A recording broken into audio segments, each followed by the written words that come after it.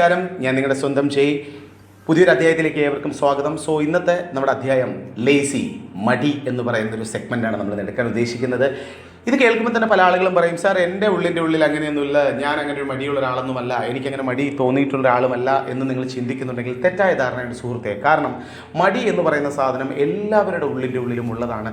ഇന്ന് ചെയ്യാൻ ഉദ്ദേശിക്കുന്ന കാര്യം ഇന്ന് വേണ്ട, അത് നാളെ ആവട്ടെ, നാളെ വേണ്ട, അത് മറ്റന്നാളാകട്ടെ എന്ന് പറഞ്ഞ് നീണ്ട് ഏത് കാര്യം നിങ്ങളുടെ ഉള്ളിൽ പോകുന്നുണ്ടോ ഉറപ്പായിട്ടും നിങ്ങളുടെ ഉള്ളിൽ നിങ്ങൾ അറിഞ്ഞും അറിയാതെയുമുള്ളൊരു സാധനമാണ് ഈ മടി എന്ന് പറയുന്നത്. മടിയുടെ കാര്യത്തിൽ നമ്മൾ മാത്രമല്ല, ഈ ലോകത്ത് ഏറ്റവും ഫേമസ് ആയിട്ടുള്ള ഏറ്റവും സക്സസ് ആയിട്ടുള്ള ആളുകൾ എടുത്തു നോക്കിയാലും ഇവരുടെ ഉള്ളിലും ഈ മടി എന്ന് പറയുന്ന സംഭവമുണ്ട്. അതിലെടുത്ത് പറയുന്ന ഉദാഹരണമായിട്ട് ഇതെടുത്ത് പറയുന്ന ഒരു വ്യക്തി എന്ന് പറയുന്നത് ഫ്രഞ്ച് റൈറ്ററാണ്. ഇദ്ദേഹത്തിൻ്റെ പേര് വിക്ടർ ഹ്യൂഗോ എന്നാണ് ഇദ്ദേഹത്തിൻ്റെ പേരെന്ന് പറയുന്നത്. 170 വർഷങ്ങൾക്ക് മുമ്പേ ഇവിടെ നമ്മുടെ ഒരുപാട് പുസ്തകങ്ങൾ രചിച്ചൊരു വ്യക്തിയാണ് ഇദ്ദേഹം എന്ന് പറയുന്നത്. ഇദ്ദേഹത്തെ സംബന്ധിച്ചിടത്തോളം ഇദ്ദേഹത്തെ ഒരു പുതിയ പുസ്തകം എഴുതാൻ വേണ്ടി കുറച്ച് പബ്ലിഷേഴ്സ് വന്ന് ഇദ്ദേഹത്തെ മീറ്റ് ചെയ്തുകൊണ്ട് ഒരു പുസ്തകം എഴുതി തരാൻ വേണ്ടി ഇദ്ദേഹത്തോട് ആവശ്യപ്പെട്ട സമയത്ത് ഇദ്ദേഹം അവരുടെ കയ്യിൽ അഡ്വാൻസ് മേടിച്ചതിന് ശേഷം ഒരു 2 മാസത്തിനകത്ത് അവർ തിരിച്ചു വരാമെന്ന് പറഞ്ഞ് പബ്ലിഷേഴ്സ് പോവുകയും, പക്ഷേ ഈ 2 മാസം ഇദ്ദേഹം ഈ പുസ്തകത്തിന് വേണ്ടി സ്പെൻഡ് ചെയ്തില്ല. പകരം ഇദ്ദേഹത്തിൻ്റെ സുഹൃത്തുക്കളോടൊപ്പം കറങ്ങി നടക്കാനും അല്ലെങ്കിൽ അടിച്ചു പൊളിക്കാനും ഒക്കെ നടന്ന് 2 മാസം കഴിഞ്ഞു, 3 മാസം കഴിഞ്ഞു, അങ്ങനെ ഒരു വർഷത്തോളം അടുപ്പിച്ചായിട്ടും അദ്ദേഹത്തിന് ആ പുസ്തകം എഴുതാൻ പറ്റാതെ വന്നപ്പോൾ പബ്ലിഷേഴ്സ് ഇദ്ദേഹത്തോട് കുറച്ച് രൂക്ഷമായിട്ട് സംസാരിക്കേണ്ടി വന്നു. അത് അദ്ദേഹത്തെ ഒരുപാട് വേദന ഉണ്ടാക്കി. അദ്ദേഹം അതിനുവേണ്ടി ചെയ്തൊരു ഐഡിയ, ഒരു തീരുമാനമെടുത്തു. ഞാൻ ഈ പുസ്തകം ഇനി എഴുതിയിട്ട് മാത്രമേ എനിക്ക് വിശ്രമമുള്ളൂ എന്നൊരു തീരുമാനമെടുത്തു. അതിന് അദ്ദേഹം ചെയ്തൊരു ഐഡിയ എന്ന് പറയുന്നത്, അദ്ദേഹത്തിൻ്റെ മുഴുവൻ വസ്ത്രങ്ങളെയും പാക്ക് ചെയ്തുകൊണ്ട് 50 കിലോമീറ്റർ അപ്പുറമുള്ള അദ്ദേഹത്തിൻ്റെ ബന്ധുവിൻ്റെ വീട്ടിലേക്ക് ഈ വസ്ത്രങ്ങളെല്ലാം കൊറിയർ ചെയ്തു. അതിനുശേഷം അദ്ദേഹം വീട്ടിനകത്ത് തന്നെ അടഞ്ഞുകൂടി ഇരുന്നു കൊണ്ട് പുസ്തകം എഴുതാൻ തുടങ്ങി. പക്ഷേ ആ എഴുതി പ്രസിദ്ധീകരിച്ച പുസ്തകം വളരെ ഫേമസ് ആവുകയാണ് ചെയ്തത്. The hunchback of Notre Dame എന്ന് പറയുന്ന ഈ പുസ്തകം വളരെയധികം ഫേമസ് ആവുകയും 940ഓളം പേജുകൾ രചിച്ച ഈ പുസ്തകം വളരെയധികം ആളുകളിലേക്ക് ഇഷ്ടപ്പെടുന്ന ഒരു പുസ്തകമായി മാറുകയും പിൽക്കാലത്ത് ഒരു 3ഓളം വോളിയത്തിൽ ആ പുസ്തകം എഴുതപ്പെടുകയും ചെയ്തു എന്നതാണ് ഏറ്റവും വലിയ പ്രാധാന്യം. നിങ്ങൾ മനസ്സിലാക്കേണ്ടത്, ഇവിടെ എല്ലാവർക്കും ഈ മടി എന്നത് സർവ്വസാധാരണമായിട്ടുള്ളതാണ്. പക്ഷെ നമ്മൾ അതിൽ നിന്നും എങ്ങനെ ഓവർകം ചെയ്യുന്നു എന്നതിനെ അടിസ്ഥാനപ്പെടുത്തിയിരിക്കും നമ്മുടെ ലൈഫ് മാറ്റങ്ങൾ ഉണ്ടാകുന്നത്. അതിനെ ഓവർകം ചെയ്യാൻ ചെറിയ ടിപ്സുകൾ ഞാനൊന്ന് പറഞ്ഞു തരാം. ഒന്നാമതായിട്ട് സ്ലീപ്പ് വെൽ, വളരെ സുഖമായിട്ട് ഉറങ്ങുക എന്നതാണ് ഏറ്റവും വലിയ പോയിന്റ് എന്ന് പറയുന്നത്. മിനിമം ഒരു ദിവസം 8 മണിക്കൂറെങ്കിലും നന്നായിട്ട് ഉറങ്ങാൻ പറ്റുന്ന ഒരാൾക്ക് മൈൻഡ് എപ്പോഴും ഷാർപ്പായിരിക്കും, മൈൻഡ് എപ്പോഴും പവർഫുൾ ആയിരിക്കും. നേരത്തെ ഉറങ്ങി നേരത്തെ ഉറക്കം ഉണരാൻ വേണ്ടി ശ്രമിക്കുന്നവരായിരിക്കണം യഥാർത്ഥ സക്സസ്ഫുള്ളായിട്ട് സ്ലീപ്പ് വെൽ എന്ന് പറയുന്ന വാക്കിന് യഥാർത്ഥ അർത്ഥമുണ്ടാകുന്നതിന് നമുക്ക് പറയാൻ പറ്റുക.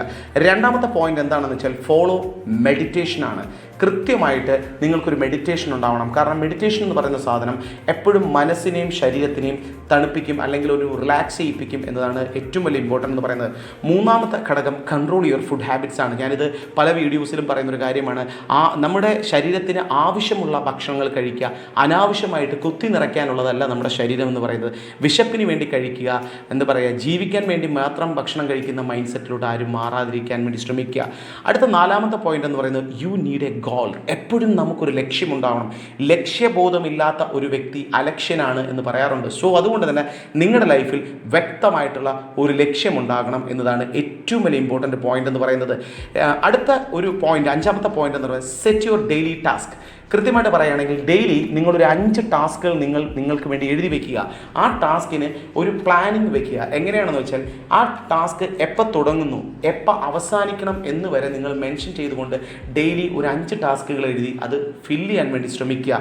പിന്നെ ഏറ്റവും കൂടുതൽ മൈൻഡിലേക്ക് കൊണ്ടുവരേണ്ട ഒരു ക്യാപ്ഷൻ ഉണ്ട്, ഇന്ന് ചെയ്യേണ്ടത് ഇപ്പോൾ ചെയ്യുക, നാളെ ചെയ്യേണ്ടത് ഇന്ന് ചെയ്യുക എന്നൊരു മൈൻഡ് സെറ്റോടു കൂടി മാത്രം ജീവിച്ചാലേ ഈ പറയുന്ന സെറ്റ് യുവർ ഡെയിലി ടാസ്ക് കൊണ്ട് നമുക്ക് എന്തെങ്കിലും ഉപയോഗമുള്ളൂ എന്നും കൂടെ നമ്മൾ ചിന്തിക്കുക. 6ാമത്തെ പോയിന്റ് എന്ന് പറഞ്ഞാൽ പാർട്ടീഷൻ ഓൺ യുവർ ടാസ്ക്. നമ്മൾ ഈ ടാസ്കുകളെ എല്ലാം വാരി വലിച്ച് ചെയ്യാൻ വേണ്ടി ശ്രമിച്ചാൽ ഒന്നും തന്നെ ഫലവത്താവില്ല. അതുകൊണ്ട് തന്നെ എപ്പോഴും നമ്മൾ ചെയ്യാൻ ഉദ്ദേശിക്കുന്ന ടാസ്കുകളെ, നമ്മൾ ചെയ്യാൻ ഉദ്ദേശിക്കുന്ന കാര്യങ്ങളെ പാർട്ടീഷൻ ചെയ്യുക. അതിനെ ഒന്ന് വിഭജിച്ചുകൊണ്ട് സെപ്പറേറ്റ് ചെയ്തുകൊണ്ട് ഒന്ന് ചെയ്യാൻ തയ്യാറാണെങ്കിൽ വളരെ ഈസി ആയിട്ട് നമ്മുടെ ചെയ്യാനുള്ള ടാസ്കുകളെല്ലാം നമുക്ക് കംപ്ലീറ്റ് ചെയ്യാൻ സാധിക്കും. 7ാമത്തെ point, think about the benefit. നമ്മൾ ചെയ്യാൻ ഉദ്ദേശിക്കുന്ന ടാസ്കിന് ശേഷം ഉണ്ടാകാൻ പോകുന്ന ബെനിഫിറ്റുകൾ, ചിലപ്പോൾ ഒരു അച്ചീവ്മെൻ്റ് ആവാം, നമ്മളെ മറ്റുള്ളവർ എൻകറേജ് ചെയ്യുന്നവരാം, ചിലപ്പോൾ നമുക്കൊരു മെമൻറ്റോ കിട്ടുന്നതാവാം, അല്ലെങ്കിൽ നമ്മളെ മറ്റുള്ളവരെല്ലാവരും നമുക്കതിൻ്റെ പിന്നിൽ നമുക്ക് കിട്ടുന്ന റവന്യൂ ആവാം, ഇങ്ങനെ എന്തുമാവാം. ഒരു കാര്യം കൺഫേം ആയിട്ട് ചിന്തിക്കുക, നമ്മൾ ആ ടാസ്ക് കംപ്ലീറ്റ് ചെയ്താൽ കിട്ടാൻ പോകുന്ന ബെനിഫിറ്റുകൾ കൂടുതൽ ചിന്തിക്കുകയാണെങ്കിൽ നമുക്ക് ഉറപ്പായിട്ടും ആ ടാസ്ക് ചെയ്യാൻ ഈസി ആയിട്ട് പറ്റും. 8ാമത്തെ പോയിന്റ് എന്ന് പറയുന്നത് ബ്രേക്ക് യുവർ കംഫർട്ട് സോൺ. അതായത് നിങ്ങളെ എന്ത് കാര്യത്തിലും മടി പിടിപ്പിക്കുന്ന ഒരു കാരണം നിങ്ങളെ പിന്നിലേക്ക് വലിക്കുന്ന നിങ്ങളുടെ കംഫർട്ട് സോണാണ്.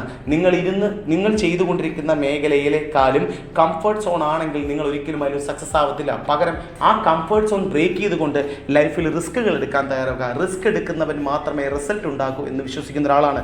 സോ അതുകൊണ്ട് തന്നെ നിങ്ങളുടെ കംഫർട്ട് സോൺ ബ്രേക്ക് ചെയ്തുകൊണ്ട് റിസൾട്ട് ക്രിയേറ്റ് ചെയ്യാൻ വേണ്ടി ശ്രമിക്കുന്ന ആൾക്ക് വിജയം എന്ന് പറയുന്നത് സുനിശ്ചിതമാണ്. ലാസ്റ്റ് ആൻഡ് ഫൈനൽ പോയിന്റ് എന്താണെന്ന് വെച്ചാൽ മോട്ടീവ് യുവർ സെൽഫ്. ഈ ലോകത്ത് നിങ്ങളെ എൻകറേജ് ചെയ്യിപ്പിക്കാൻ, നിങ്ങളെ സക്സസ്സിലോട്ട് നയിക്കാൻ, നിങ്ങളെന്ന് പറയുന്ന വ്യക്തിയെ വിജയിപ്പിക്കാൻ നിങ്ങൾ മാത്രമേ ഉള്ളൂ എന്നൊരു ചിന്ത സ്വയം ഉണ്ടാക്കിയെടുക്കുക. അതിനുവേണ്ടി സ്വന്തമായിട്ട് ഞാൻ പറയും, കണ്ണാടിയുടെ മുമ്പിൽ ചെന്ന് നിന്നുകൊണ്ട് അഭിമാനത്തോടുകൂടി ആ കണ്ണാടി നോക്കി പറയണം, I will, I can, I do എന്ന് പറയുന്ന വാക്കുകൾ ദിനം ശരിയെ നമ്മൾ ഉച്ചരിക്കാൻ തയ്യാറാണെങ്കിൽ ഉള്ളിൻ്റെ ഉള്ളിൽ കയറുന്ന ഒരു മോട്ടിവേഷൻ ഉണ്ട്, ഒരു പവറുണ്ട്. അല്ലാണ്ട് മറ്റുള്ള വീഡിയോസ് കണ്ടുകൊണ്ടോ അല്ലെങ്കിൽ മറ്റുള്ള പറയുന്ന മോട്ടിവേഷൻ കേട്ടുകൊണ്ടോ മാറുന്നതല്ല യഥാർത്ഥ ലൈഫ് എന്ന് പറയുന്നത്. സെൽഫ് മോട്ടിവേഷൻ തന്നെയാണ് ലൈഫിലെ ഏറ്റവും വലിയ സക്സസ് ആയിട്ട് നമ്മളെ മാറ്റിമറിക്കാൻ പോകുന്ന ഒന്നത്. സോ മറ്റൊരു വീഡിയോയിൽ കാണും വരേക്കും be positive and keep smile on your face.